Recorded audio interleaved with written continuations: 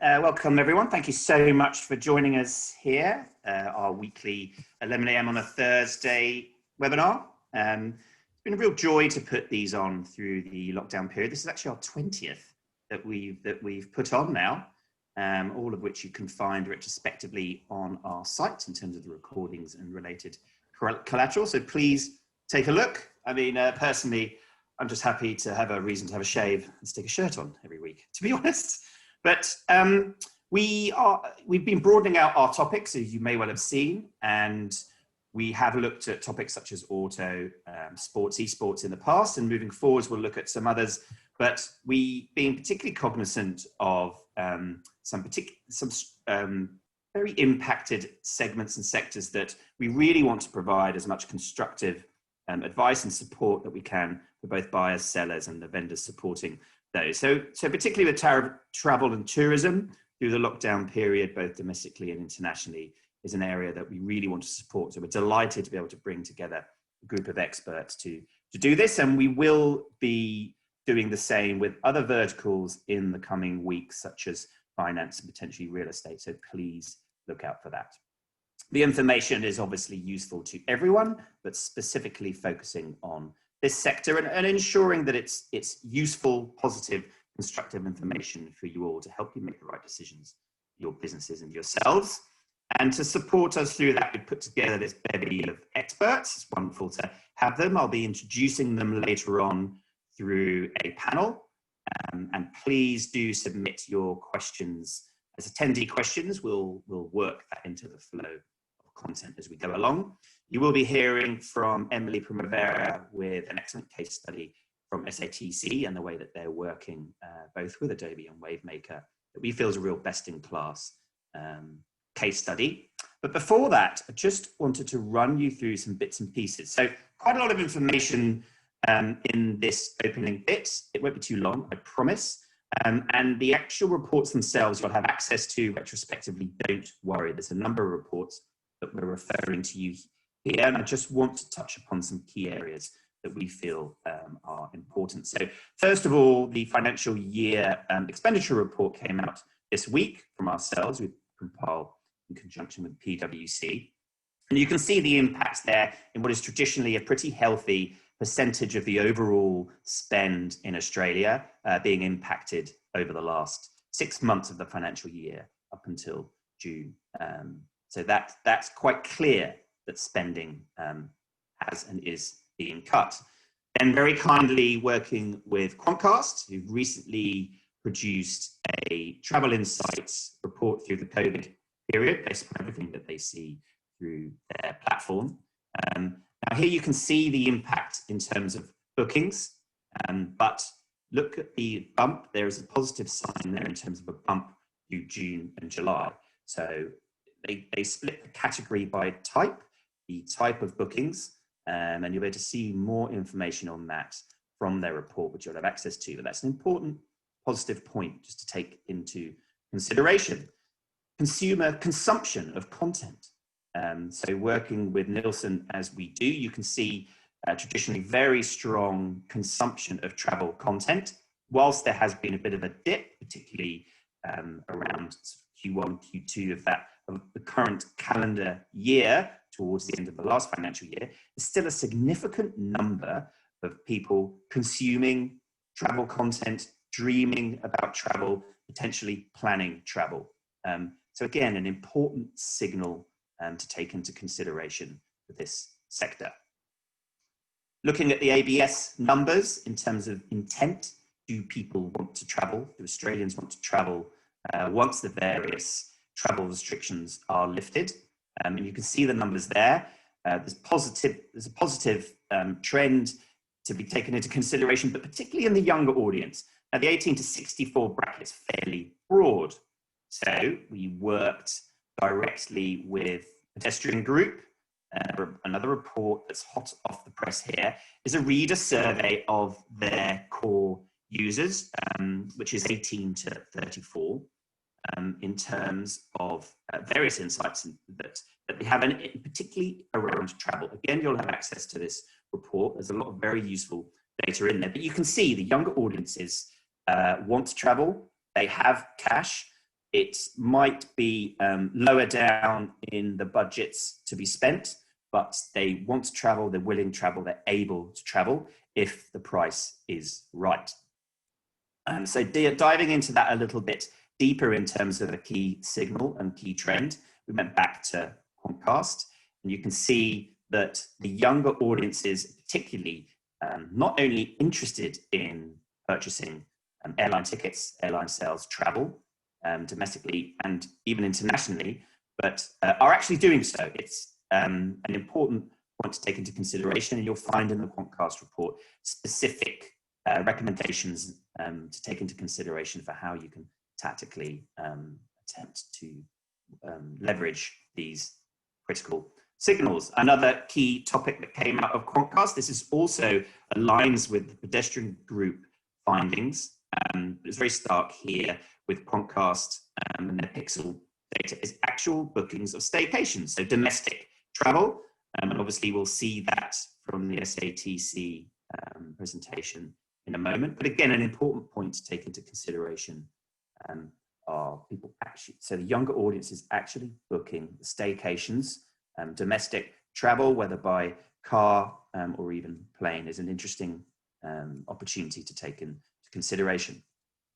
So looking at some of the beyond obvious challenges, I suppose, in terms of putting these plans into action, tactically, obviously, there's a nervousness about health risks in terms of people booking. This is domestic travel specifically, so diving in a little deeper into those key trends, you've got to take that into consideration, which feels fairly obvious, but make it easy, reduce the hassle, and make it affordable in terms of financial constraints. So take that into consideration in how you are executing upon that.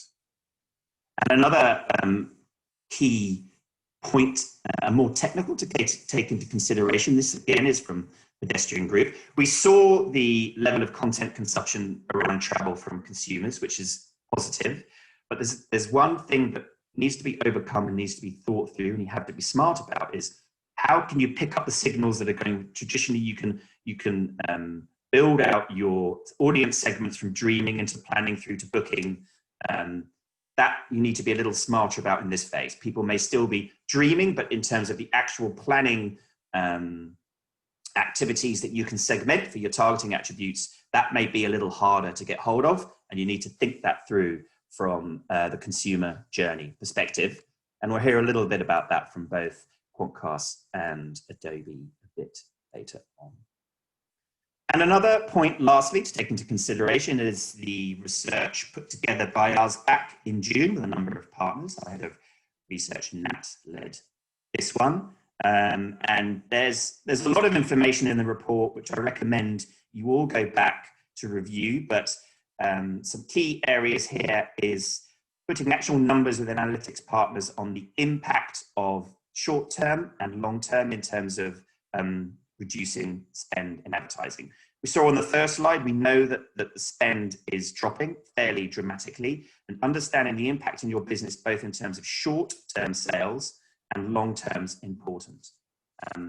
Aligned with that is another report with a little more information here we worked with data to decisions to show the long-term strategic impact. How long will it take you to get that momentum back if you have an immediate short freeze in advertising in the short term? So again, think about the impact in tactically and strategically to be able to get back both sales and branding resonance for you and your clients and your business partners. And again, there's more to be seen in our report on that, and we'll see some of these key points come through in our panel later on. But for now, I want to hand over to Emily Primavera from SATC, who will talk us through a case study. Please, can I remind you to send through any questions that you have as attendees? We'll take them into consideration, I promise, through the flow of questions. But for now, I'll leave you with Emily. And this really is a best-in-class case study in both the tactical short-term and strategically in the long-term of how we recommend you approach things. So thank you very much. Over to you, Emily. Thank you. So today, I guess I wanted to talk to the fact that, yes, in tourism, we've certainly had a turbulent year. And for us, it really started in January. So it didn't start in March with COVID. It actually started in January. And at the SAT, it started on the 4th of January when we jumped back in the office and we were greeted to horrific pictures out of Kangaroo Island. So I was actually on Kangaroo Island on the 1st of January, and leaving, you could smell some smoke in the air. And then a couple of days later, when we're back in the office, we're sort of wrestling with how do we help support a horrible situation? How do we help support our now struggling tourism industry and our key destination, Kangaroo Island in South Australia?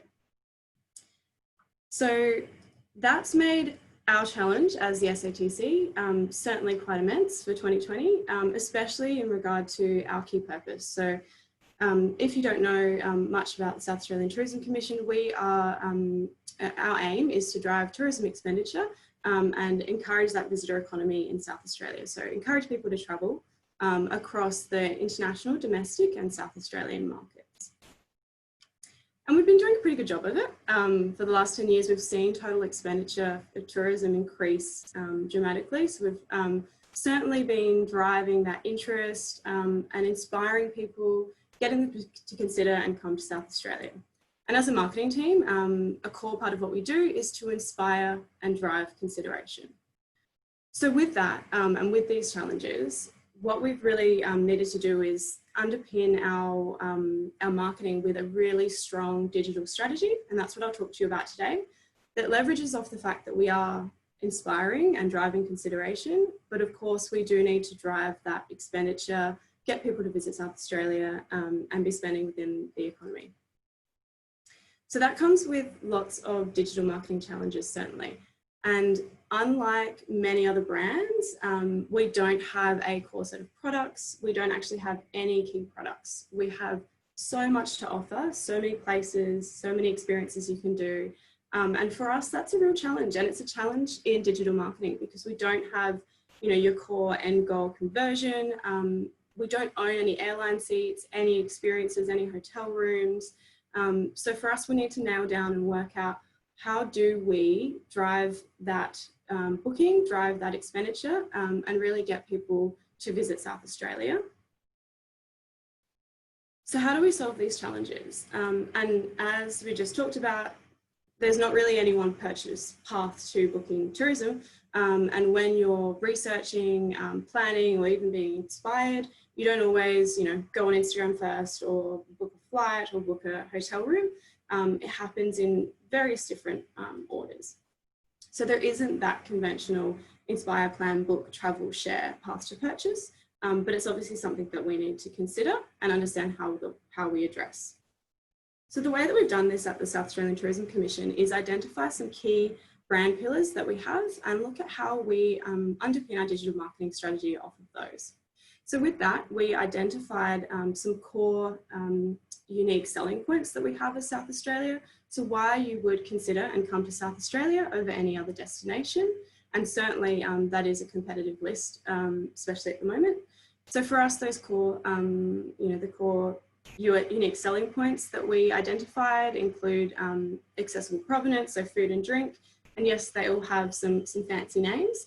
But for us, it's really, events, natural therapy, wildlife experiences and things like that. And that allowed us to help understand how and what people were interested in South Australia and use that as a platform to build our audiences off of. So understand triggers and traits that related to what people were interested in, what they were looking at on southaustralia.com and across all of our assets. And then understand how we could overlay that with behavioural triggers to really build out not only interest-based audiences, but audiences that had a behavioural element to them. So understand if they were interested in a certain one of our unique areas, and then whether they were in the inspire, plan or book phase or somewhere in between. So with that and with our digital marketing strategy, it's underpinned by understanding how different channels overlay across that inspire, plan, book and right down through the funnel to help bring people from that inspire phase right down through the funnel, using different channels as we go, optimizing, measuring and understanding how they overlay into each other. And we were all set, doing really well. We'd had some really strong results at the end of last year. Coming off the back of that, we then found our way into 2020. So as I mentioned, 2020 has been quite turbulent for us, certainly. We all got in a room on January 4th as a team, and we looked at, okay, what do we need to do to help Kangaroo Island? Over 50% of the island was burnt by bushfires. It's our key tourism destination, let alone Adelaide Hills, and obviously the rest of Australia is also struggling. So what can we do to really support the industry and get people to start booking, get people to start visiting South Australia again? So Book Them Out. Book Them Out was our tourism focused campaign that we ran to support Kangaroo Island and the Adelaide Hills, and to get people to start booking in South Australia and visiting South Australia right when we needed it, and the tourism industry really needed the support. So it was a high impact campaign, got lots of ads. I'll show you the video at the end that really runs through it all. But it was a full integrated, impactful campaign, lots of high reaching across lots of above the line, below the line channels. We really leveraged PR, and we produced content that was really going to inspire that human need to help out and get people to start traveling and inspire them to book, really, because what we needed to do was an immediate action. And in order to do this, what we did was leverage our marketing tech on our site and in ads as well, to integrate deals and offers across our website using Adobe Target, as well as into our programmatic advertising. So because we were able to use Adobe Ad Cloud Creative, we were able to add dynamically and adjust our creative that we were already running in our digital marketing strategy into deals and offers. So drive people who were in Queensland with specific offers to them, for them, to get them to book and come to South Australia. And we did that across several different tourism businesses and travel partners, so airlines, accommodation, etc., to really get the message out that we needed people to come to South Australia now to help the industry. And we also had some great offers to take up for that. So how did we go with the results? Well, we did book them out, which was great news. We saw that even just from the beginning, so on the first day that we launched the campaign, we recorded the highest visits to our website in a single day. We also saw that over the period, visits to our website were up more than 60% year on year. And we also saw that leads to tourism businesses were up 95% year on year, and staggeringly leads to travel partners, so airlines, accommodation, etc., they were up over 3,000% year on year. So all of a sudden we're actually seeing that our strategy and the way that we've planned and integrated our campaign is really having an impact on the industry and getting people to book straight away. We also saw that our travel intent to South Australia increased by double the industry standard. And we were seeing that anecdotally, lots of reports of people actually booking out Kangaroo Island and being booked. So that was fantastic. Just before we jump into COVID, and because I like numbers, I thought this was a fun fact, might get you considering South Australia as well. So Ikara, which is also known as Wilpena Pound, is actually 8 times bigger than Uluru. So add that one to your bucket list if you didn't know where it was. Obviously it's in South Australia. And get out there when you can. Now moving into COVID, so SATV. SATV was our living room tourism campaign that we launched off the back of all the restrictions, obviously locking borders down. So for us that meant, how did we continue to inspire, drive consideration, and get people to continue to engage with our content, see South Australia, see what we had to offer, start bucket listing, adding that to their list of things to do, and also give our operators a platform to showcase what they had to offer when they couldn't do that in person. For us, it also meant we could start to build and retain our audiences and maintain our always on strategy to get people visiting our site, seeing our content, understanding who we are and what we have to offer, so that we could then look to convert when we could.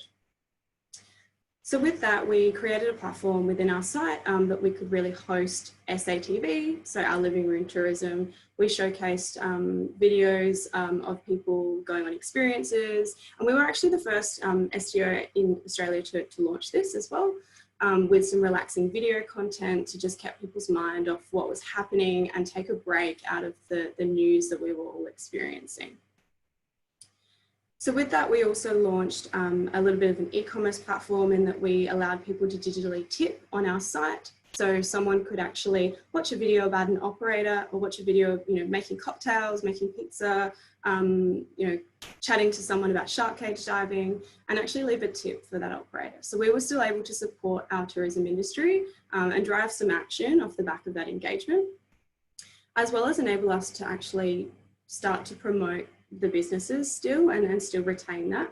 And of course, drive that travel inspiration, because for us, it was also about, we know our industry is struggling right now, and we want to do everything that we can to maintain our audiences, build them, grow them, keep them running so that when we have the chance, we're able to turn around immediately and get people to start booking and really ride that wave as soon as we can. So it wasn't easy. Obviously what we saw, as everyone would have seen in the industry and across Australia, across different industries, was that our key conversions, so our leads to tourism businesses, so someone clicking out of our site to actually book, completely dropped, completely took a dip in that April to May period. So we've come off the back of book them out, everyone's interested, everyone's booking, but then what we've seen is that people have just, the intent has completely dropped. But with that, what we did see though, is that we were able to take some learnings. We were able to understand what consumers were doing and understand what the media industry was also doing, and look at where there was an opportunity to build and to keep maintaining our strategy, maintaining that always on digital marketing strategy, and also leveraging these big campaigns that we were running. So with that, we learned a lot about CTV. We built into our campaigns, into our always on digital marketing, a greater focus on CTV and on video, because we were creating that content, because we knew that's where the consumers were, and we knew that that would enable us to keep running. We also uncovered through this with an Adobe CTV study that visitation to our site off the back of CTV through cross-device tracking was actually occurring. So for us, CTV wasn't just that high-reaching inspiration channel, but something that we could also look at to leverage with a low-level sort of performance aspect.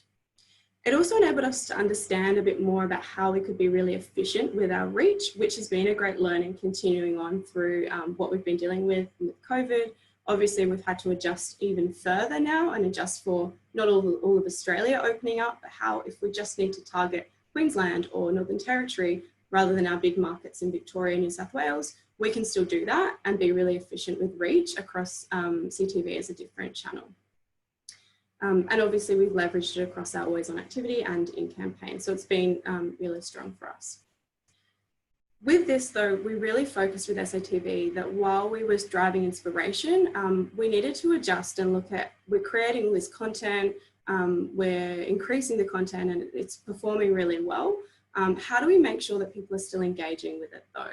And what we saw is that we were able to develop a high engagement metric, so a custom metric in our Adobe Analytics platform that enabled us to optimize our media, not just towards leads and conversions, which we saw had dropped off, as I showed earlier, but actually to people engaging longer on site, reading lots of content, watching videos. We also increased our video tracking metrics, so we updated that in analytics to ensure that we had a better understanding of those engaged users or those people that were dreaming or inspired. And obviously focusing a lot on email sign up as well. And what we saw with that as well is that our content was getting almost 4 minutes watch time on site, which was massive for us. And we knew that people were engaged. And we saw our website visitation increase over 170%.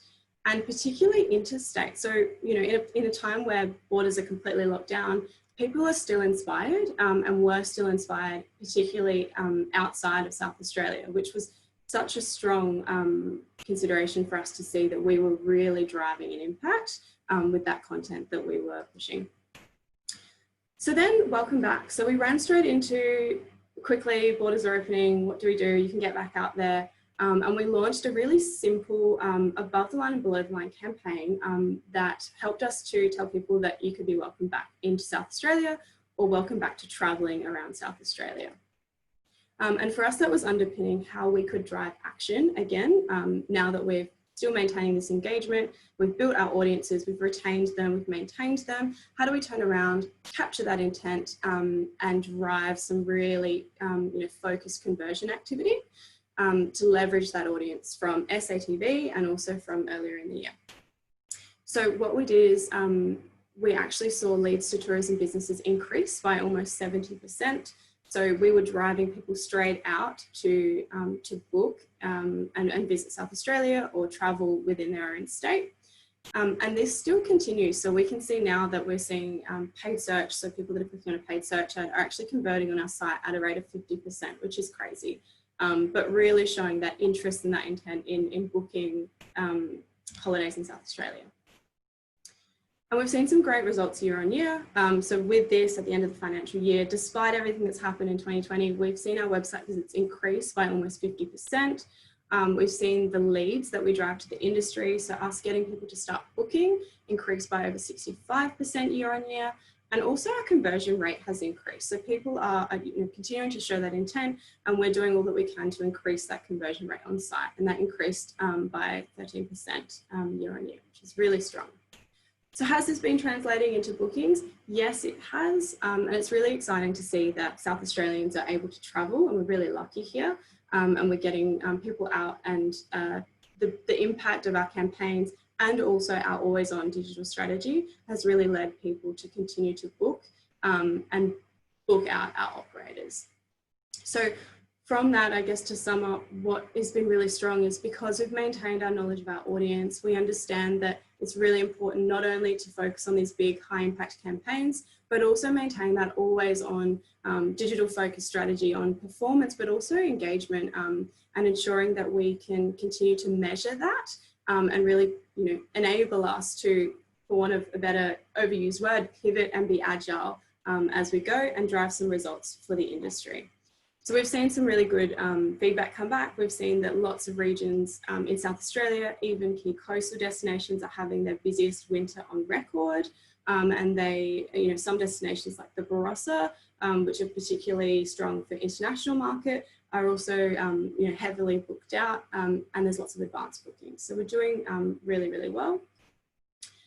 I'll quickly just show you a sum up of Book Them Out, just to show the impact and leave you on that note.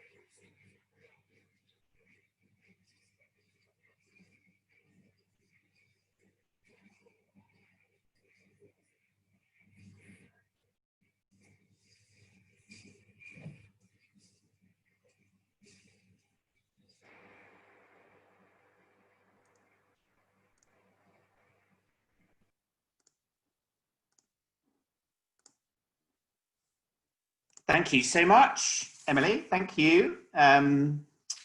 Please come back. Along with everyone else, we will invite onto the panel. You can now all reveal yourselves. And look, it's fantastic to see that positive and well thought through execution through a number of crises in 2020. It's been quite a year, and we're going to talk about this in a little more detail. But look, as mentioned previously, please send some questions through, and all the collateral that you've seen thus far and the full recording will be available for you all, including that video as well. So I don't know if you may or may not have been able to hear the sound on that, but don't worry, you'll have access to it regardless. I think you could get the picture. So we want to bring into the discussion now for the last half of this session our other panelists. So thanks in advance. We have Craig Bonser, who's Commercial Director at Quantcast, and directly involved working with Emily there in Adelaide is Tessa Briscoe, Performance Director at Wavemaker. And you'd have seen on Emily's presentation how integral Adobe and their various capabilities have been to supporting SATC through this. So we're delighted to be joined also by Phil, who's Head of Advertising Cloud for Adobe across Asia Pacific. Thanks to you all for joining us. And look, Emily has mentioned it's so heartening to see a domestic travel brand like yours working so hard and positively through a number of crises this year. And as a marketing department within the organization, how easy was it to get business buy-in from the various departments and executives for your efforts? Yeah, I guess it was definitely a challenge, but certainly helped by the fact that because we measure everything so heavily and we have such a focus on that, and as you saw, we drive so many leads to the industry that we know that as soon as we stop doing that, and if we just simply stopped advertising South Australia, or we stopped talking about South Australia when the bushfires hit, or with Book Them Out, and also with SATV and during COVID, our industry would be suffering. And that then goes to the bottom line of, okay, then the tourism industry is suffering. People aren't booking, people aren't traveling, and no one is hearing or supporting South Australia. So because we talk about numbers a lot, we talk about how heavily we measure everything, and our wider team and the whole organization is really across that, and have certainly come along the journey with us. That's made it really easy for us to say, we need to keep the momentum going, keep growing our audiences, and keep driving that help out to the industry, because it is so tangible and we can actually see that with our numbers. So it's been challenging, but also I guess I won't say easy, but we've built a good framework for that to allow us to keep going. Yeah, the numbers certainly stack up, and that does help as you go along with any, if there's a reduced appetite for risk, particularly through the current turbulent times. And obviously, in terms of capabilities and smarts, working with Adobe will have helped. So Phil, when you're supporting clients such as SATC to be agile, both tactically and strategically in this manner, what sort of insights do you provide, and what are the capabilities that you have to enable success for them? Yeah, so I mean, as Em and you said as well, JJ, I think it's exciting that brands can still be confident that they can continue advertising during this period. And what it means, and what we're continuing to see, is that advertising that includes relevant product and services information is still valued, although most consumers appreciate a bit of a change in advertising tone and context. And I think that makes, complete sense. The great thing about, being part of Adobe is that we're not just a buying platform, and working with brands like SATC, we connect both their DMP via Audience Manager and analytics via Adobe Analytics. And what I think that is really important is, for so many brands, site paths are changing with consumer behaviors. And so real world activities are fundamentally moving online. And so we're seeing things like, what was formerly an experience that you would fly to South Australia for, now has to be an online experience for now, until, the world opens up and the changes. We're also seeing that bricks and mortar retail brands are closing shops and moving more and more into the digital space, launching digital experiences and replacing things like face-to-face consultations.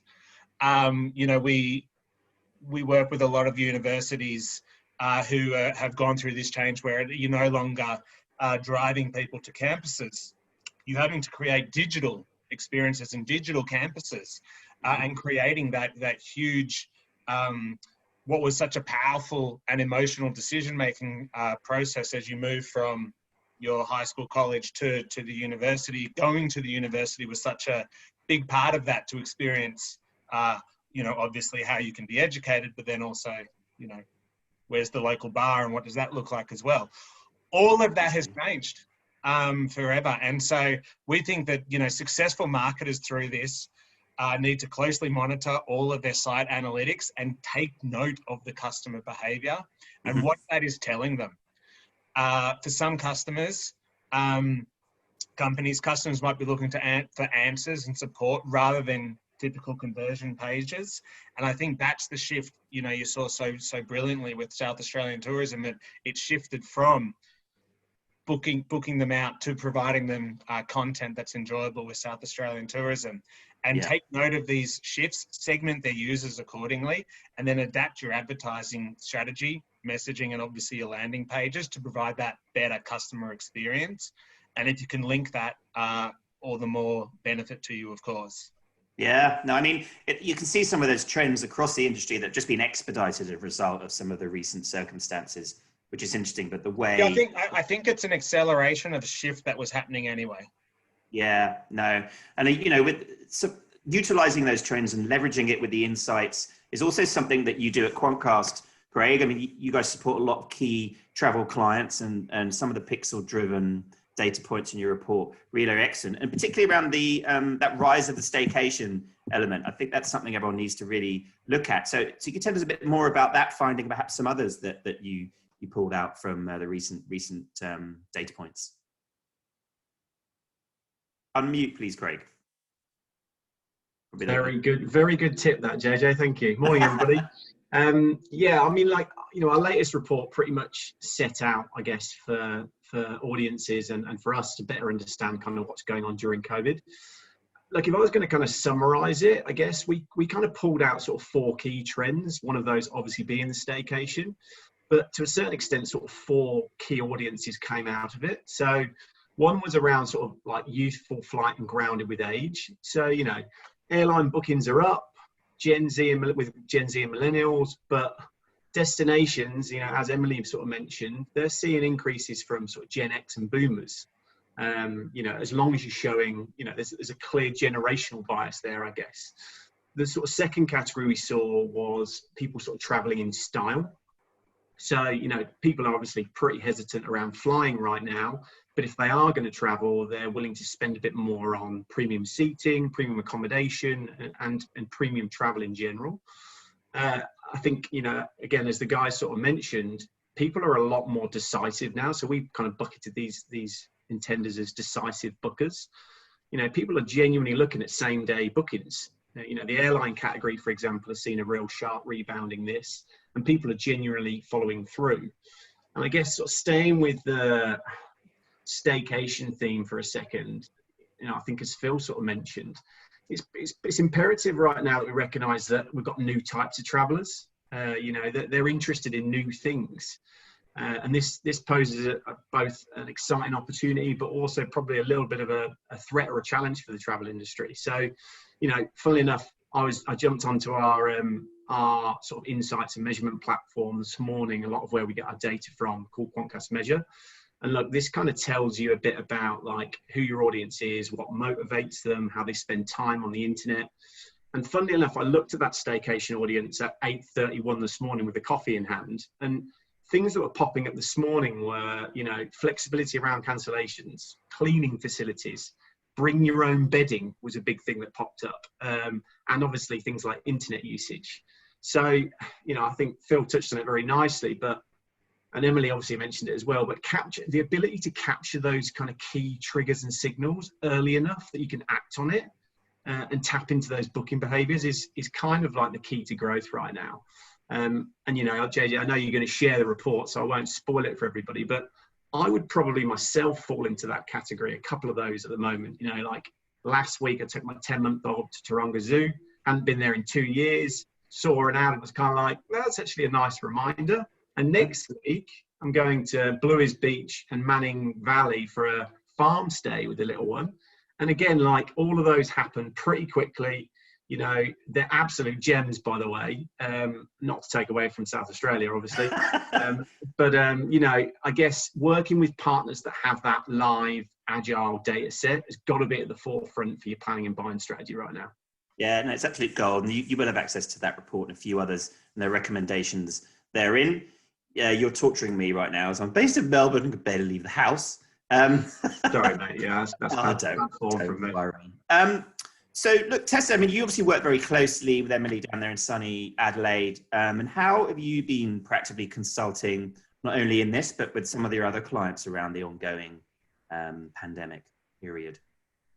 Yeah, I think, well, you set it up nicely by, you know, the whole half of this first half of the presentation was all based on research and new insights. So I think how we've really tried to make sure that we've changed the way we work is to really lean into research as much as possible.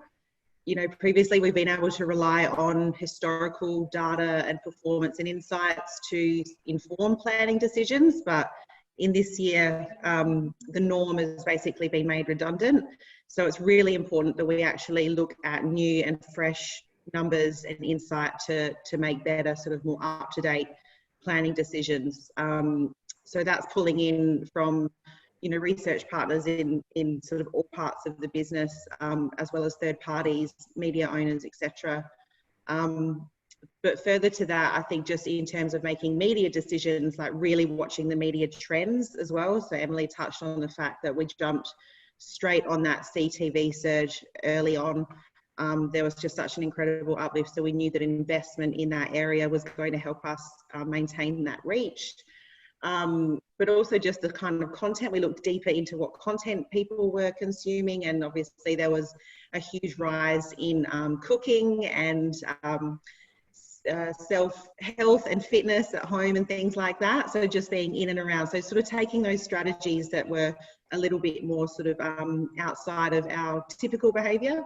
But also I think it was important for us to sort of actively consult on reviewing the KPIs as well. So, I mean, at the moment, every market is different for us. We can talk to them in very different ways and expect a different outcome. So perhaps we're not expecting you Victorians to necessarily book immediately, but we should be measuring other sort of, I guess, outcomes in terms of time spent with content. So South Australia's front of mind. But making sure that we're going really hard on that performance side within South Australia, because we are fortunate enough to be able to travel and make those bookings and get out there. So yeah, that adoption as well. Yeah, and look, mentioning CTV, Emily, which you did in your presentation, you've alluded to there. Tessa, I got in trouble in a previous webinar for announcing 2020 as a year of CTV. So my weak defence is yet again it's been brought up, then it remains popular. But what other ad products have you been testing with and trying out as a part of this recent slew of campaigns? I guess we've been trying to focus on thinking about how we can get people to keep engaging in content, as Tessa mentioned as well. And because we'd built that high engagement metric, and we wanted to then use it to optimize our media towards, so that we could ensure that people were actually engaging in the content. So we looked at things like making sure native is a bigger part of our strategy, native advertising, which is something that we always sort of sprinkled through our always on strategy and in campaigns. But this year we've certainly realised that it is really important, and it enables us to drive engagement on site, and also use a good way to do that with some headlines and things like that. So we've certainly pulled native back in and given that a heavier weight, as well as of course look at other rich media display and things like that that are a bit more high impact, because we notice as a travel brand we can cut through with that great content now that the news has been flooded with lots of terrible things this year. So we've been trying to obviously maximize that as much as we can as well, with yeah, some of the rich formats that we can get on the AdCloud platform has made it really easy as well. Great, yeah. I mean, we did a native handbook earlier, recently, and we're looking to do a showcase actually of creative product before Christmas. So something I think we'll hit you up about then, Emily. That's interesting to hear. Phil, in terms of audience segmentation and signals and managing and targeting against those attributes, which we've alluded to a bit, could you tell us a bit more about that? Because you've got a report out around the COVID-19 period, which we're also going to share as part of the retrospective collateral that goes quite into that. So can you talk us through that a little bit, please? Yeah, of course. Lots of, it seems there's going to be a lot of reading for everyone who attends this post. I hope there'll be an exam next week. Yeah, so Adobe, you know, like everyone, and Tessa just said, I mean, from a media agency perspective, I can only imagine the amount of data that is and information that is heading their way right now. Adobe commissioned a report with Advanis. It was the global report and really focused on advertising and the payoff that is happening during this period between consumers and brands, and helping brands understand exactly what it is that consumers want and what they're willing to get exposure to. And the reality is, again, you know, and we're all aligned on this, I think, is consumers don't want advertising to just stop, right? And in that study, we saw that there was over 20% of brands that actually did just turn off their advertising. And in the IAB report that was released earlier this week, and JJ hold me accountable for this stat, it's a 12% decrease in digital advertising year on year to the end of June 2020, right? So you can feel that there has been a slowdown, and I don't think that is a shock to anyone. What consumers want, though, is they want us to adjust to the new realities. Things as simple as if shipping is delayed, buy online and pick up in store, right? And you're all seeing it. You're getting emails from Australia Post probably every day saying that your mail is delayed, prepare for mail to be delayed, right? So as a brand, you have to react to that. For travel companies, you have to become more flexible. You have to say, you know, we're in this world, so we have a flexible cancellation policy. Craig, in his early morning research, touched on it, right? People care more about how clean their Airbnb is, probably more than ever before. And now it's not just clean, it has to be like sanitized. And I think that's the fundamental thing. And we're seeing things like, you know, buy online, pick up in store, trends increasing astronomically. So Adobe just released the Digital Economic Index Analysis, fun acronym, and they're saying that option is hit already 208% year on year in April. And with, you know, they tracking that through Adobe Analytics. The reality though is good marketing starts with the customer. It always has and it always will, knowing who they are, what their needs are, and how to help them. And so as we dig into a couple of categories, right? So you think of someone like a luxury brand, and I think we've touched on the concept of luxury a little bit in the travel segment that we've discussed. 67% of luxury brands have just stopped spending, right? Compared to the 20% average. And when you think about that, and this will come as no surprise, you know, a vast majority of people don't want to see luxury ads right now. However, there are an audience that is bucking the trend, and I do like it when, you know, different research companies come back and you start to see there's similar trends coming out of it, and that's Gen Z is actually not hesitating to purchase right now.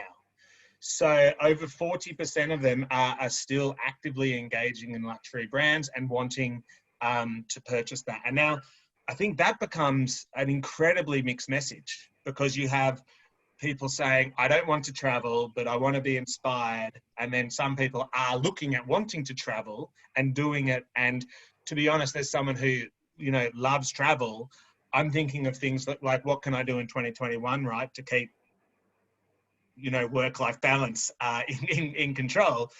And so it's really about understanding that and shifting away from mass advertising, focusing on demographics and targeted audience, that continue to want to embrace messages. I want to continue to be inspired by South Australia so that I can go to the Barossa, that it is opening up possibilities for conversations and later down the track, targeting as well. And I really think that getting the targeting right, everyone has the opportunity to develop engaged relationships with a completely new generation, because it does feel like, from all the analysis, the younger generation is like Gen Z is actually actively seeking and sourcing information and want to talk to new brands.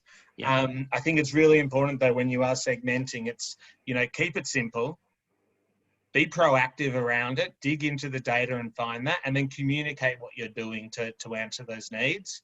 And that way, that segmentation is not only you're hitting them with ads, you're hitting them with ads that really are going to be able to resonate with them and guide them through this uncertain time. Yeah, that's incredibly important. And to dig into that a little more then, Craig, in terms of the specific messages to those audiences segmented out in execution, can you tell us a little bit, or give some tips to travel advertisers in terms of how to tailor that messaging to the segments that Phil's describing there? Yeah, absolutely, JJ. I think the overarching thing there, though, we're probably hearing is customers want to know you're listening. They want you to provide empathy, but they also want you to provide kind of like realistic, real life solutions. So it can't just be like we're garnering or fostering insight and not actually actioning these things. There's obviously 4 categories that we talked about earlier. One of those being grounded with age, and Phil kind of touched on it. Like there's a slightly older audience out there that is actually a huge opportunity for travel marketers right now. Like if we can double down on the experience messaging. So for example, a hotel, you don't just label a hotel, you label the in-room dining, the spa, pool services, and kind of as Emily sort of mentioned, if you're a local tourism board, like highlighting those historical landmarks. I didn't know that piece, around your mountains in South Australia. It got me excited. It could be as simple as we're open. It's just clearly signposting for that type of generation with an authentic tone that showcases safety, fun, ease. Those things are going to be really important. Obviously, we kind of touched on the staycation. I mentioned it earlier, but highlighting those little gems that you probably don't see every day, I think is critical. And the other 2 sections, which was traveling in style and probably decisive airline bookers.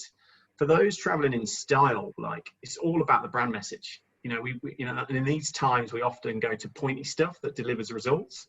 But actually, like, again, it's all about highlighting safety, comfort, make them feel confident and that this travel is going to be stress-free, because that's what they want. Talking about that decisive bookers piece, it's all about reassuring that audience. If they're going to be decisive, they want to know it's safe.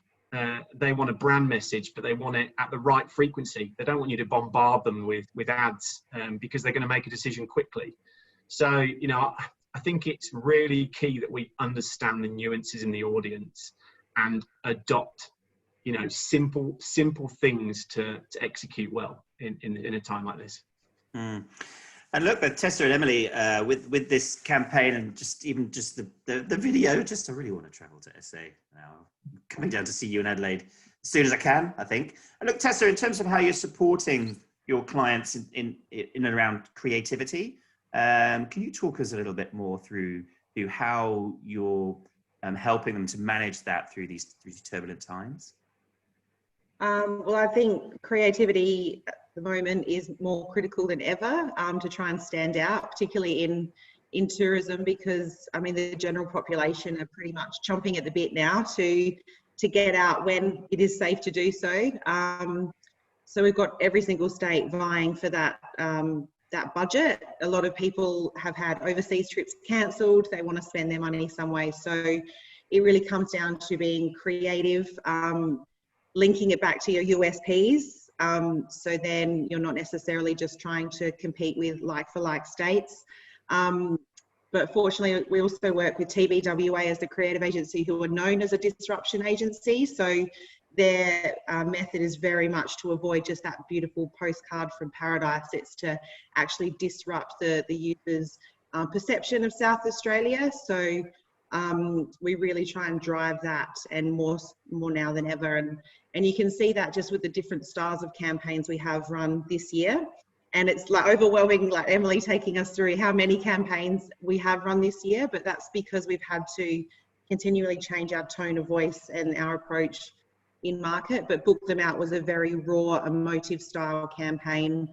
And, you know, flowing then onto the SATV was more that virtual tourism. So that was another really creative sort of platform that we used that meant we were taking South Australia to those people in their lounge rooms, creating an e-commerce mechanism so they could still tip and donate to the operators in the industry. But yeah, so creativity is super important, and I don't think that's going to stop if you want to keep standing out. Yeah, no, thank you. And I think looking forwards a little bit in terms of the learnings we can take through the current period. I mean, are there, staying with you actually, Tessa, are there any, have there been many changes in how you're engaging with clients in terms of a process through this that you recommend now, but also feel you'll continue to utilize moving forwards? I think I found that as soon as it was safe to do so, getting back into the SATC office with them, which is just a really simple functional change, but just getting out of that virtual habit when you are able to. And what that means is quick face-to-face meetings means you can be very efficient, make decisions very quickly, get upstream of work that's coming down the road. So I found that very refreshing straight away. But also, one tactic we've actually taken on more and more is actually reverse briefing back into SATC. With, you know, everyone's very stretched in terms of different demands. It helps make decisions quicker.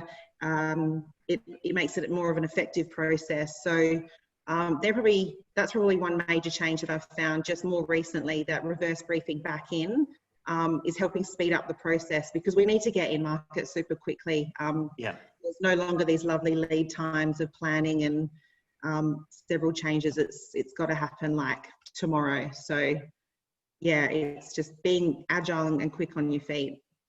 That's great. It's great insight. I mean, Craig, same question for you, because the scale and breadth of the types of clients that you work with is quite unique. So it'd be interesting to know if there's any sort of surprise, serendipitous insights that you're utilizing now that you'll also be, as a business, embracing moving forwards. Yeah, good. It's a really good question, actually, JJ. I'm probably happy to share a broader business one given time. My one tip would be, you know, I tell my guys this all the time, but it applies to marketing as well, is, you know, focus on being productive instead of busy right now. You know, after all, we get paid for outcomes, not output. So, you know, I guess what I mean here is pick some things and do it really well, and don't try and do a stack of stuff half-assed, because, you know, the same kind of goes for marketing dollars, right? Like whatever you're trying to achieve, branding, consideration, sales, do it with a consolidated focus that's going to deliver the best outcome for your brand. And I guess that's one thing that we're really trying to do, especially in this sort of crazy new world that we live in. So yeah, if it was one tip, JJ, it'd probably be that one. That's great. Thank you. And Phil, just, I know through your report too, you've got some interesting top level sort of consumer behavioral insights that you've seen. Is there anything that you can leave us with that you found particularly interesting over this recent period, for travel clients or otherwise? Yeah, I mean, across the board, and I think everyone knows it, right? CTV is up, yet the investment isn't following as rapidly. And I think, you know, around the space, there's a lot of conversations around news and do you avoid it or do you not avoid it?